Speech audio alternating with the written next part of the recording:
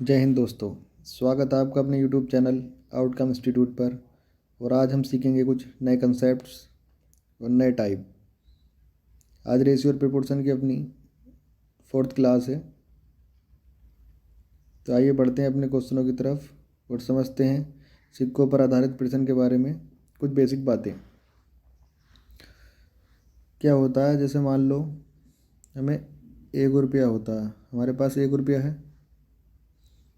अगर हमारे पास 1 रुपया है, 1 रुपये में कितने पैसे होते हैं? 100 पैसे होते हैं, सबको पता है। अगर मैं आपसे कहूँ कि 1 रुपये में 100 पैसे हैं, अगर 50-50 पैसे की कितनी कॉइन्स होंगी, कि 50-50 पैसे कितने सिक्के होंगे, तो 1 रुपये में 50 पैसे के कितने सिक्के बनते हैं? 2 सिक्के बनते हैं।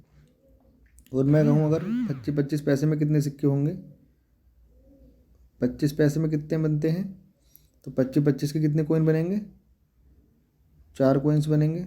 उसी तरीके से अगर मैं पूछ लूँ कि 10 पैसे में कितने कॉइन्स होते हैं, तो 10 पैसे में 10 पैसे के 1 रुपये में कितने कॉइन्स होंगे? 10 कॉइन्स होंगे। ये था हमारा जो हमने अपने आसान तरीके से निकाला। अब इसको ही अगर हम मैथ की तरह से निकालें, कैलकुलेशन से, तो कैसे निकालेंगे? अगर हमें पता है 1 रुपये में कितने पैसे होते हैं, हमारे पास 100 पैसे होते हैं। हमसे पूछा कि 50 पैसे में कितनी कॉइन्स होंगी, तो 50 पैसे से डिवाइड करेंगे 100 पैसे को, तो कितनी कॉइन्स आएंगी निकल के? 2 कॉइन्स आएंगी। अगर हमसे कहे इस तरीके से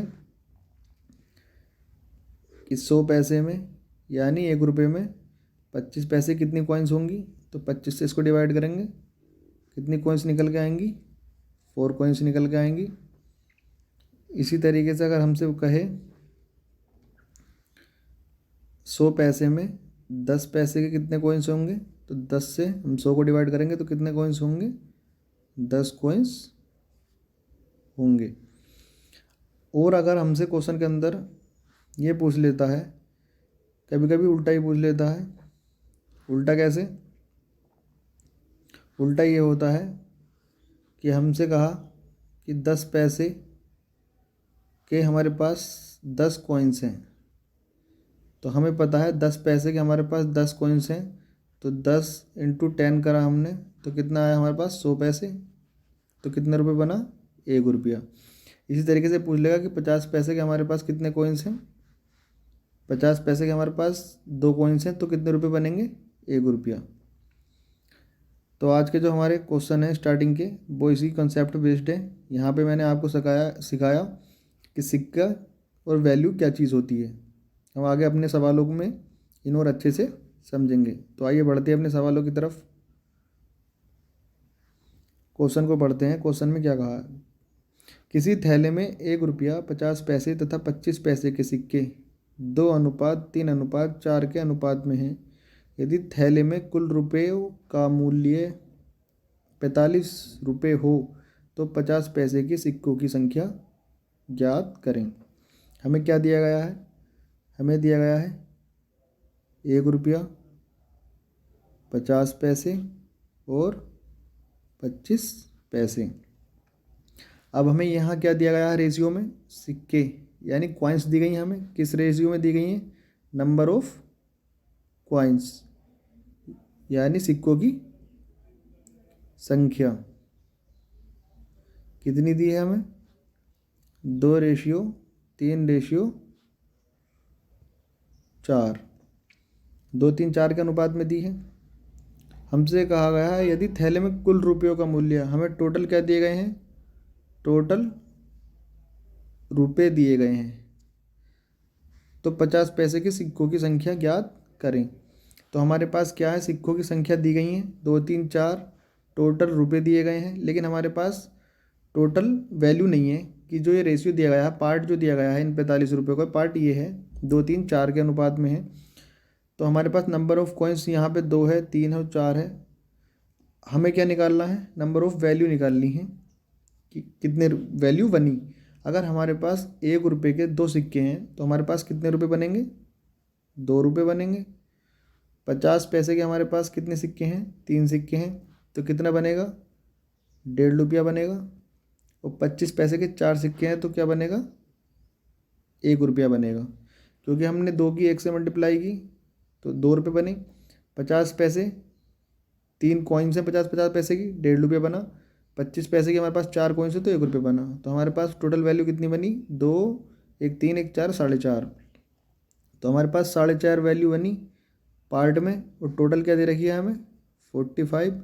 ये जीरो यहाँ से इधर लगाया हमने, 45 से हमने कैंसिल किया 10 बार, तो 1 की वैल्यू कितनी आई हमारी, 10। जब हमारी 1 की वैल्यू 10 आई तो हमसे पूछा 50 पैसे के सिक्कों की संख्या। संख्या कौन सी है हमारी, संख्या है हमारे पास ये 50 पैसे ये हैं, इसकी संख्या कितनी है हमारी, 3 है। तो हम 10 × 3 करेंगे, कितना आएगा, 30, जो कि हमारा आंसर होगा ऑप्शन नंबर सी। उम्मीद करता हूँ भाइयों क्वेश्चन आपको समझ में आया होगा। ये तो हुआ हमारा नंबर ऑफ कॉइन्स दे रखी है, वैल्यू निकाल के सोल्व करना है। अब अगला क्वेश्चन हमारा क्या है, अगले क्वेश्चन में हमें वैल्यू दे रखी है, वहाँ पे हमें कॉइन्स निकाल के सोल्व करना है। तो आइए बढ़ते हैं अपने अगले क्वेश्चन की तरफ। पढ़ते हैं क्वेश्चन को। किसी थैले में ₹1 50 पैसे और 25 पैसे के सिक्के हैं जिनके मूल्य का अनुपात 2:3:4 है। यदि थैले में सिक्कों की कुल संख्या 480 हो तो 50 पैसे के सिक्कों की संख्या ज्ञात करें।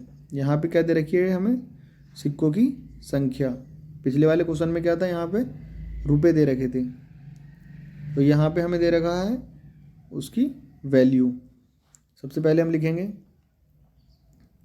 ₹1 50 पैसे और 25 पैसे।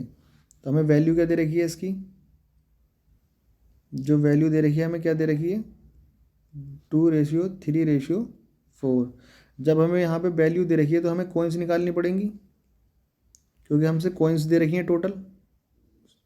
जब टोटल कॉइन्स दे रखे हैं तो हमें यहाँ पे कॉइन्स निकालनी पड़ेंगी। अब कॉइन्स कैसे निकालते हैं, ₹1 की हमारे पास कितनी वैल्यू है, 2 है, तो ₹2 में कितनी कॉइन्स बनेंगी, ₹1 की।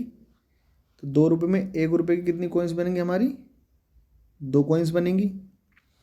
₹3 में 50 पैसे की कितनी कॉइन्स बनेंगी, हमें पता है ₹1 में 2 कॉइन्स बनती हैं, तो ₹3 में कितनी कॉइन्स बनेंगी, 6 कॉइन्स बनेंगी। अब हमें अगला दिया है कि ₹4 में 25 पैसे की कितनी कॉइन्स बनेंगी, हमें पता है ₹1 में 25 पैसे की 4 कॉइन्स बनती हैं, तो ₹4 में कितनी बनेंगी, 16 कॉइन्स बनेंगी। तो हमारे पास कॉइन्स की वैल्यू आ गई 2, 6, 16, यानी कि ₹1 कितनी कॉइन्स हैं, 2 कॉइन्स हैं। 50 पैसे की कितनी कॉइन्स हमारे पास, 6 कॉइन्स हैं। 25 पैसे की कितनी कॉइन्स हमारे पास, 16 कॉइन्स हैं। और हमें इन कॉइन्स की वैल्यू क्या दे रखी है, 480। इनको ऐड करेंगे, 6 2 8 6 14 10 24 इजिकल टू कितना दे रखा है हमें, 480। तो 1 इजिकल टू कितना होगा, 24 दूनी 48, 1 इजिकल टू 20 आया हमारे पास। हमसे पूछा है 50 पैसे की सिक्कों की संख्या। अब हमें वैल्यू से मल्टीप्लाई नहीं करनी है हमें, क्योंकि संख्या पूछी है तो हमसे कॉइन्स पूछी है, कितने सिक्के हैं 50 पैसे के। तो कितने हैं हमारे पास, 6 ये हैं।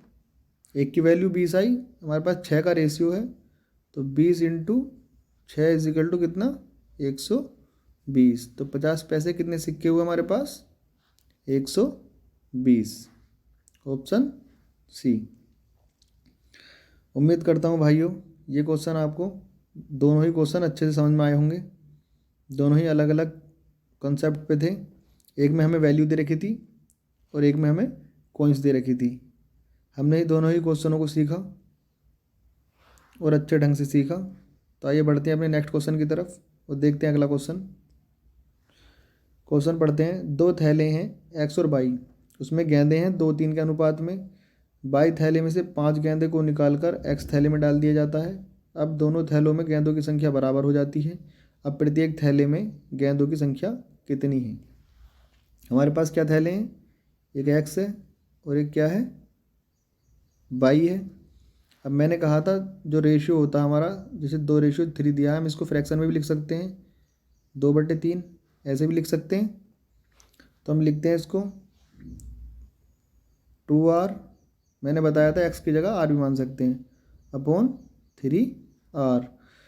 कहा गया बाई थैले में से 5 गेंदें निकाल कर, बाई थैला कौन सा हमारा नीचे वाला, इसमें से 5 गेंदें निकाल कर x थैले में जो ऊपर वाला है इसमें डाल दी जाती हैं। अब दोनों थैलों में गेंदों की संख्या बराबर हो जाती है, दोनों थैलों में गेंदों की संख्या क्या हो जाती है, बराबर हो जाती है। बराबर के लिए हम एक एक कर लेंगे, बस हमारा क्वेश्चन यहीं पे सोल्व हो गया। अब इसको हम सिंप्लीफाई करेंगे।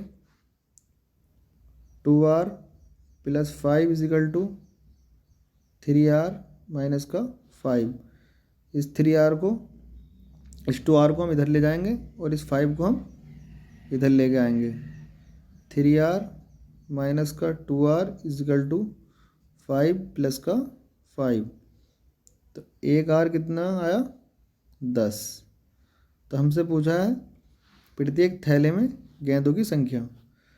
तो हमारे पास एक में 2r है, एक में 3r है, किसी की भी मल्टीप्लाई कर दो, चाहे इसमें करके 5 जोड़ दो, चाहे इसमें करके 5 घटा दो, एक ही आंसर आएगा। तो हम करते हैं 10 दूनी 20 + 5 25, ये तो हुआ x का, और y का 10 तिया 30 माइनस का 5 = 25। तो प्रत्येक थैले में कितने कितने हैं, 25 25। Option number D. अगर भाइयों आपको हमारी क्लास पसंद आए तो प्लीज़ इसको सब्सक्राइब कर लें। ये जो भी मैं आपको मैथ करा रहा हूँ ये यूपी पुलिस कांस्टेबल का मैथ है।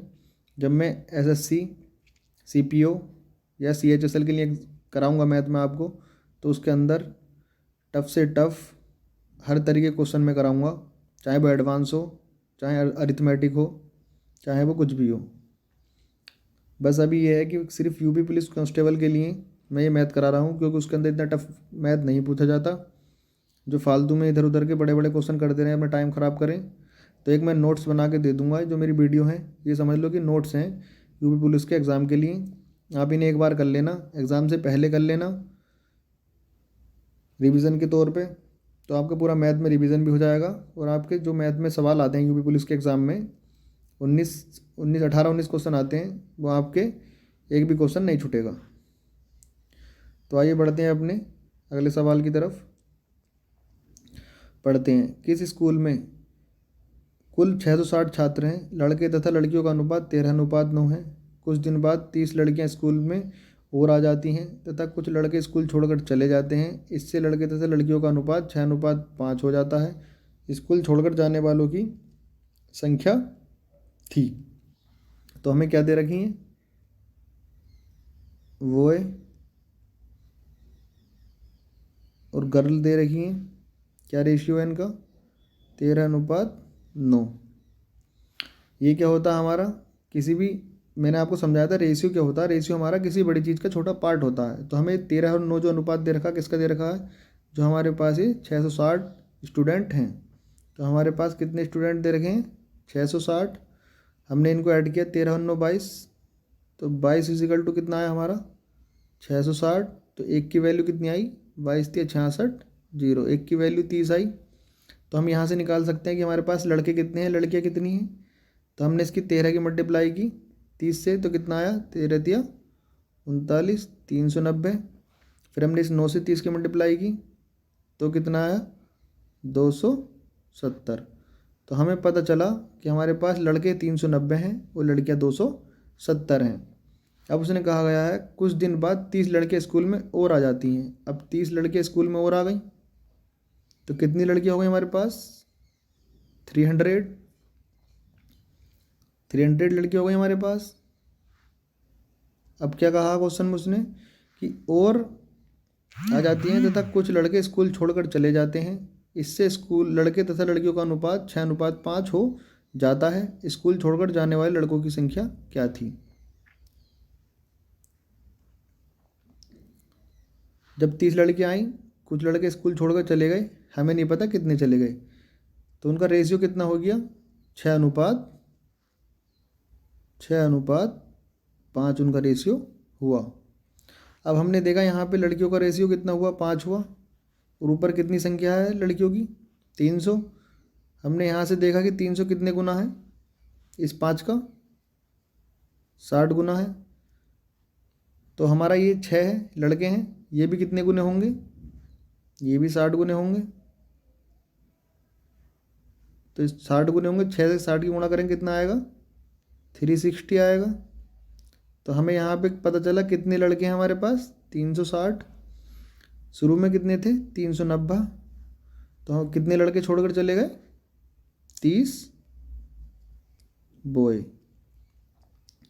390 लड़के थे, 360 हमारे पास अब रेशियो बचा, तो कितने चले गए, 30। उम्मीद करता हूँ दोस्तों ये क्वेश्चन भी आपको बहुत ही अच्छे ढंग से समझ में आया होगा। मैं इसको आपको एक बार और समझा देता हूँ। इस क्वेश्चन में हमने क्या करा है,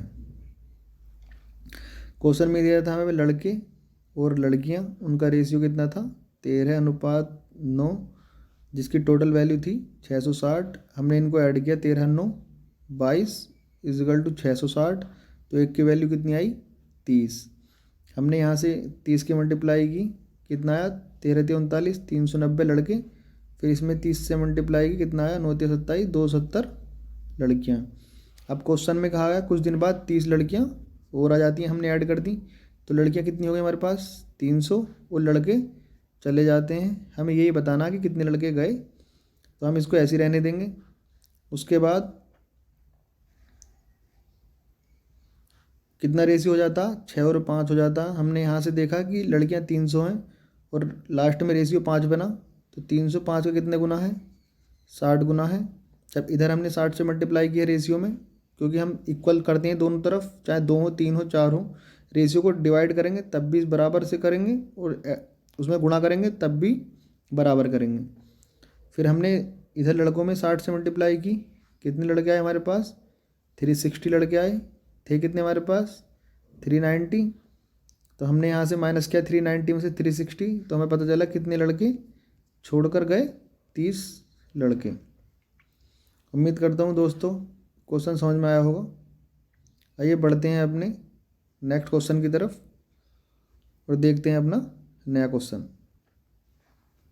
एक नियोक्ता कर्मचारी की संख्या 8:3 में कम करता है तथा वेतन को 3:8 में बढ़ा देता है, तो उस नियोक्ता का वेतन बिल बढ़ेगा या घटेगा, ये बताना है। सब में पहली बात, क्वेश्चन में कहा गया है कि कर्मचारी की संख्या कम करता है तथा वेतन बढ़ा देता है। सपोज दैट, आप एक बात माने कि आपके पास कितने कर्मचारी हैं, कर्मचारी हमारे पास 10 कर्मचारी हैं, उनकी 8 रुपये तनख्वाह है, तो टोटल तनख्वाह कितनी बनेगी उनकी, 80 रुपये सैलरी बनेगी। अब दूसरा पॉइंट क्या है, हमारे पास कर्मचारी तो 8 हैं, लेकिन हमने उनकी सैलरी बढ़ा के कर दी 10, तब कितनी बनी, तब भी 80 बनी। तो कुछ चेंज हुआ, नो चेंज। तो इसने क्या कहा कि पहले 8-3 में कर्मचारी कम कर दिए और 3-8 में वेतन बढ़ा दिया, तो इसमें क्या होगा, नो चेंज। एक तरीका तो ये है।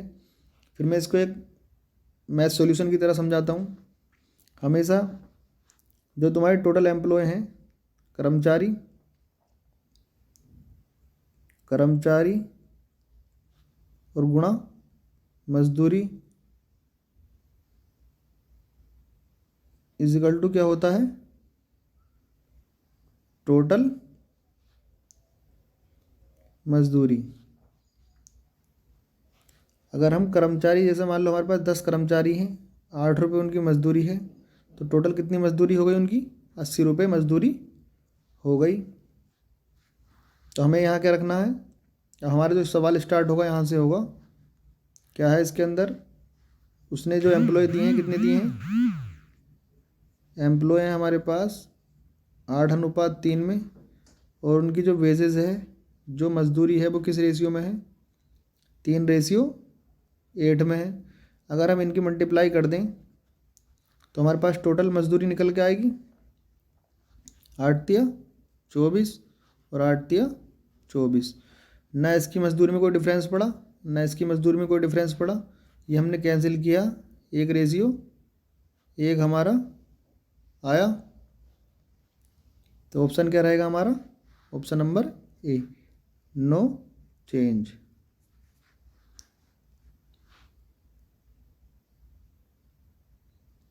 आइए चलते हैं अपने नेक्स्ट क्वेश्चन की तरफ।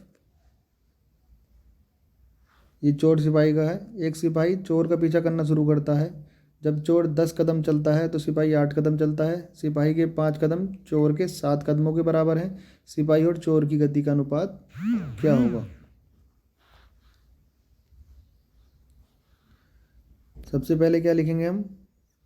चोर हमें 10 कदम चलता है, सिपाही 8 कदम चलता है।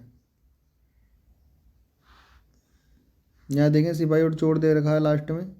इस रेशियो में भी हमसे कभी कभी जल्दबाजी में क्वेश्चन गलत हो जाता है, इसका ज़्यादातर ध्यान रखना है आंसर देते वक्त। तो हम इसे लिखें पुलिस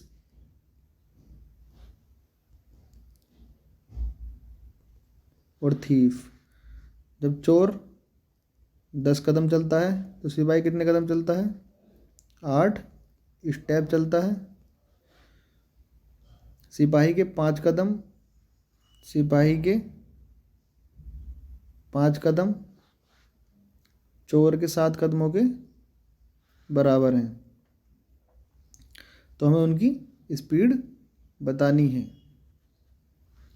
एक चीज़ हमें हमेशा याद रखनी है कि जो हमारे स्पीड होती है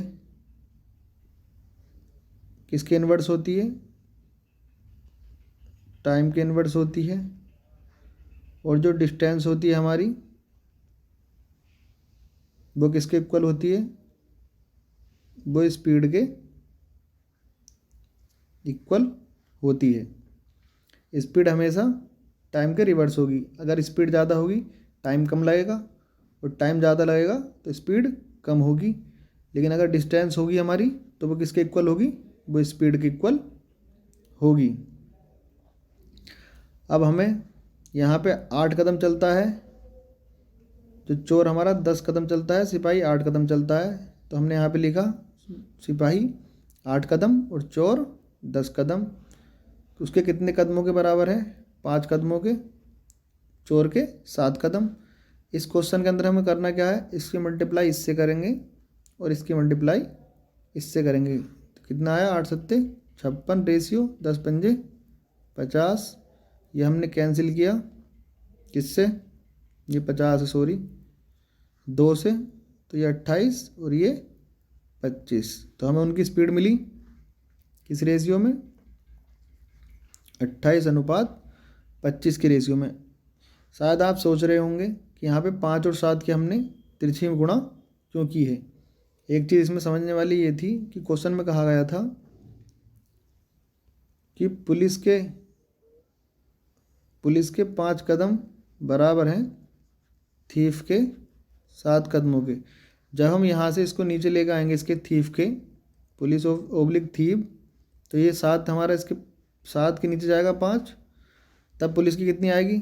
7 आया और थीफ का 5 आया, इसलिए मैंने वहीं पे उसकी तिरछी गुणा कर दी थी। ये मैंने आपको समझा दिया,